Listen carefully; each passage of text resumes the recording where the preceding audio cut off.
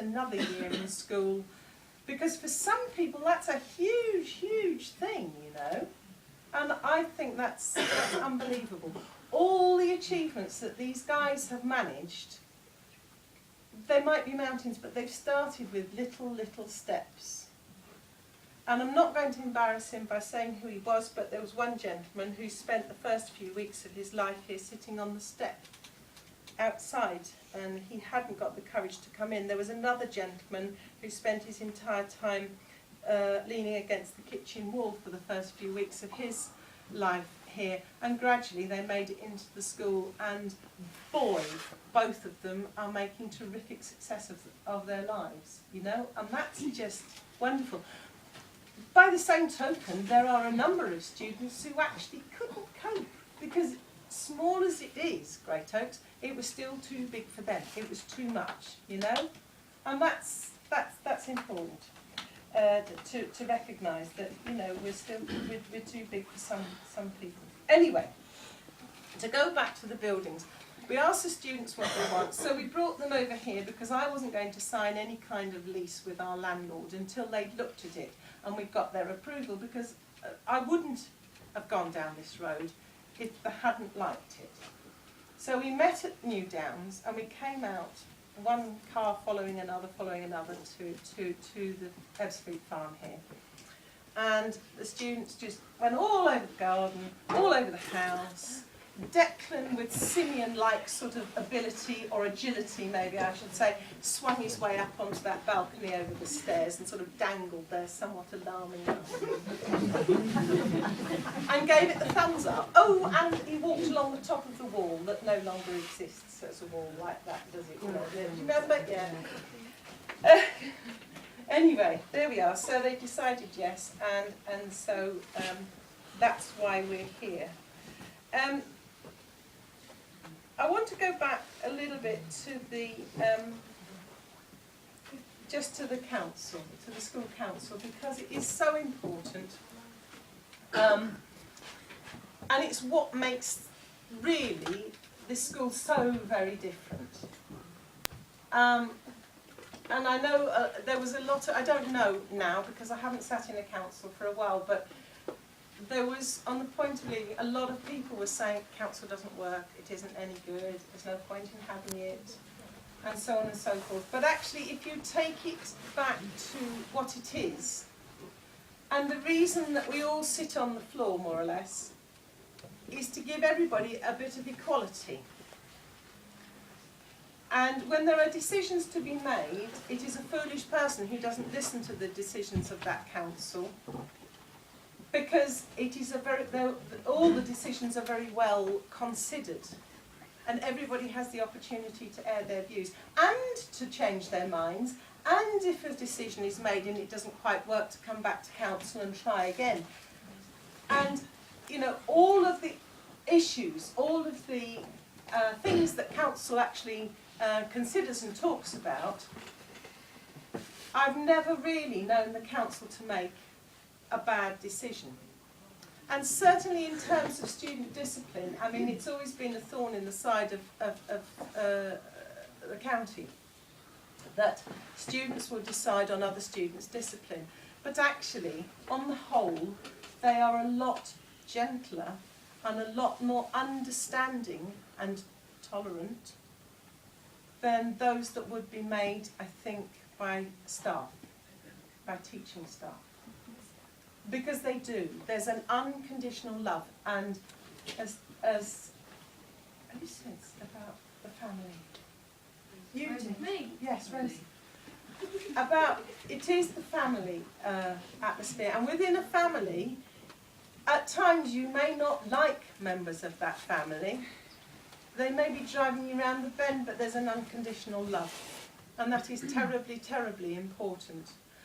And I think we used to, every forum that happened within this school, whether it was a full council, i.e. the students and the staff, or just a student council and the staff and the trustees, it was run on a more democratic basis. And we've got out of that as we've got into more bureaucratic necessities, I suppose. And that's a shame, and I've had time to step back and think, and it's always important to step back and think where we go. Council, by the way, whether it was okay for visitors to come.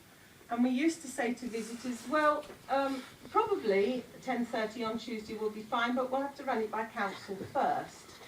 And it doesn't focus the mind of visitors, however official they may be, that they come into this school at the invitation of the whole school council, or not, as the case may be. A bit tricky one, that, but hey. Okay. I used to say that to Oxford people. Okay? And I used to say, yeah, and even that funny woman with the stilettos. Yes. The marks are still in the wooden floor in the common room. It really aggravates me. That's one of the most annoying things that ever happened here. Anyway. Okay. So, my inspiration, we'll go back a bit in the history now, was from Sand School. We went to visit Sand School when it's in Ashburton in Devon, when we were on our very first camp. And actually, Lou, talking about your camp that you've just been on, we went to St Austell. We did. That's right. And they were a bit hesitant at the campsite about taking a school. They'd never heard about a small school. And after a few days, they said to Julie and to I, well, if that's teenagers, we'd like a whole campsite full of them. Thank you very much. Aren't they lovely? So it's always been the case for Great Oak students. And, you know, you may be revolting in school, but outside you can fly the flag quite well. Okay, so Sand School, we went to visit it while we were on that camp, and they had 78 students then, and there was a complete rebellion by the students because the council has decided that it was just too many. They wanted, I think it was about 55. And the class numbers had gone up from 8 maximum to 12, and they all felt it was all too much. And the school was in a bit of a dilemma about what to do about that. Sorry, am I overrunning? Yeah. I'll shut up soon. And funnily enough, that following year, about 20 of the students left because it had become too big. And it was quite interesting. We learned a lot about, you know, the democracy bit and the teaching and the learning and compulsory lessons or not compulsory lessons and all sorts of things. They were extraordinarily helpful. My main, apart from the chap Colin Hodges, who ran the course that Julie and I attended, who was a great help as well and a great inspiration, probably my biggest source of inspiration was a chap called A.S. Neal, who started Summerhill, that's right, in 1921. And it's a free school, not like Mr. Gove's free school, I have to say. It was a genuinely free school. Having said that, they now too are doing external examinations and they have Ofsted accreditation and the rest of it. He said, and I just want to read one little bit that he said because I think it is so interesting that he was writing this in 1944. There was still a world war going on, and I just want you to listen because I want you to think about how it would apply today. Education is much wider than school subjects. Our plans must be founded on the fact that emotion is of greater moment than the intellect, that the unconscious of a child is infinitely greater than his conscious. Unfortunately, much planning of today ignores the deeper side of education. It is concerned with turning out professors and mechanics, but it does not ask how schools are to make people happier, more sincere, less neurotic and less prejudiced. A university graduate can be an emotional wreck. A skilled mechanic can be a dangerous sadist. And unless our planning for education is to aim at producing balanced individuals rather than educated people, education will continue to be merely a matter of heads and not hearts. And that reminds me what our very first, or maybe second, Ofsted lady said. Do you remember? A very small school, I think it's when we still had 5 or even just 6 students, but with a very big heart. Yeah. And she was absolutely right about that. And only if Mr. Gove would listen to that, with his new thoughts on the EBAC, and what is it, English, maths, 2 sciences, a language, and history or geography. No ICT, no design technology, no art, no music, no RE, no psychology, no sociology, none of the more interesting and creative subjects. And sport, no sport. So all of that curriculum for the mainstream schools will be jammed into 80% of their curriculum time, which leaves, that means 4 days a week, effectively, which leaves 1 day to do all of those things I've just said.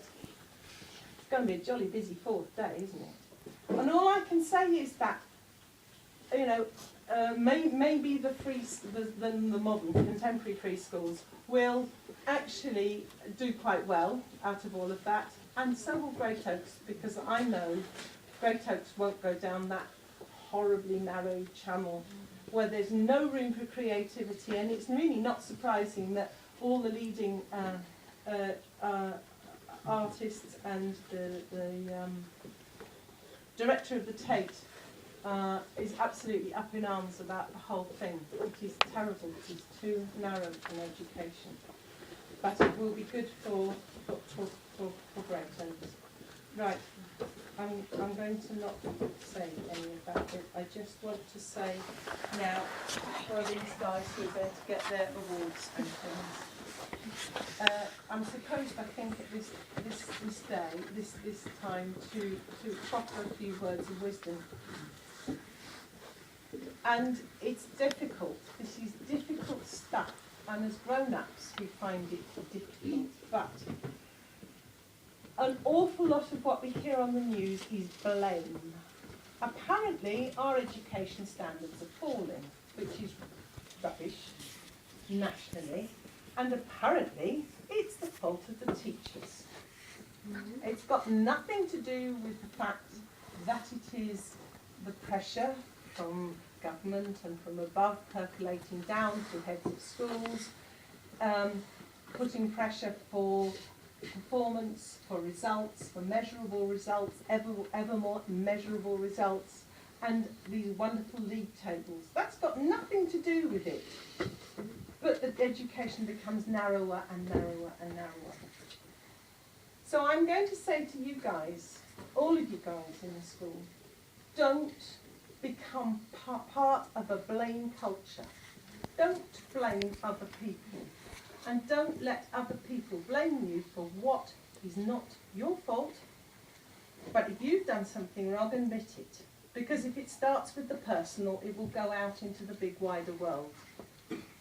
And I've made mistakes. I've made loads of mistakes with this school because it was a learning curve. And as I say, we had 1 day's training. But I admitted it. And I often admitted it in council if it was something that was affecting the students and the school as a whole. And I think you have to be able to do that. And it's awfully difficult. And I know that when, you know, somebody, one of the student body has done something wrong to offend the community, when he goes to council, how churned up they are. And I got equally churned up, so I did always understand.